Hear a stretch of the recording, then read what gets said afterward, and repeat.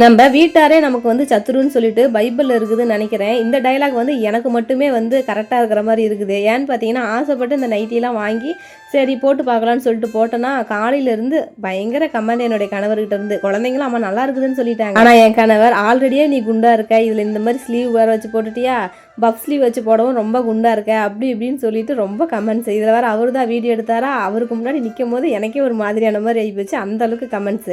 அவர் சொல்கிறதும் தப்பு கிடையாது. ஆல்ரெடி நான் கொஞ்சம் குண்டு தான், இதில் ரொம்பவே பஃப் வச்ச ஸ்லீவ் போடவும் ரொம்ப குண்டா இருக்கிற மாதிரி தான் எனக்கே தோணுது. இந்த நைட்டி வந்து பார்த்தீங்கன்னா பியூர் காட்டன் தான். தண்ணியில் போடும்போது கொஞ்சம் சுருங்குன்னு நினைக்கிறேன். சுருங்குதா இல்லையான்னு பார்த்துட்டு பேசாமல் வந்து ஸ்லீவை கட் பண்ணி நானே வந்து தையல் மிஷினில் வந்து அடிச்சலான்னு பார்க்குறேன்.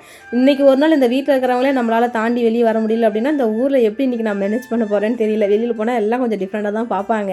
என்னதான் ஊருக்காகவா நம்ம வாழ்கிறோம், நமக்காக நமக்கு பிடிச்ச வாழ்க்கையை நம்ம வாழலாம் நினச்சா கூட மனசுக்குள்ளே சின்ன சின்ன தயக்கங்கள் இருக்க தான் செய்யுது. என்ன சிஸ்டர், சாதாரண ஒரு நைட்டிக்காக இந்த அளவுக்குலாம் டைலாக் வரீங்க நீங்கள் நினைப்பீங்க. ஆமாம், நம்ம போகிறது மாடல் ட்ரெஸ் இல்லை, புதுசாக ஒரு நைட்டியாக இருந்தால் கூட அது டிஃப்ரெண்ட்டாக நம்மளை பார்க்கும்போது ஜனங்க ஏதோ ஒன்று சொல்லுவாங்களே அப்படின்ற ஒரு தயக்கம் தான். என்ன காட்டிலும் பார்க்குற உங்களுக்கு தான் தெரியும். இந்த பஃப் கை எனக்கு நல்லா இருக்கான்னு பாருங்க. இல்லை அப்படின்னாலும் கமெண்ட் பாக்ஸில் கமெண்ட் பண்ணுங்க.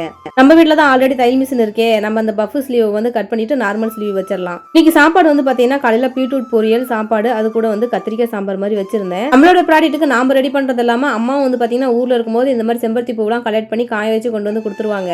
இது வந்து பார்த்தீங்கன்னா எல்லாம் எதிர்பார்த்துருக்கிற ஹேர் டை ரெடி பண்ணதாங்க.